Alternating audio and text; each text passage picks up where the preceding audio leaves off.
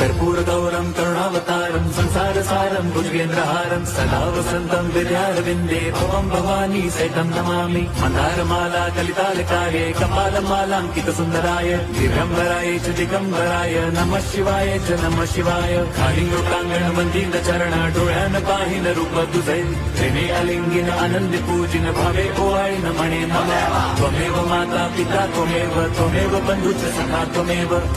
विद्या द्रवणं त्वमेव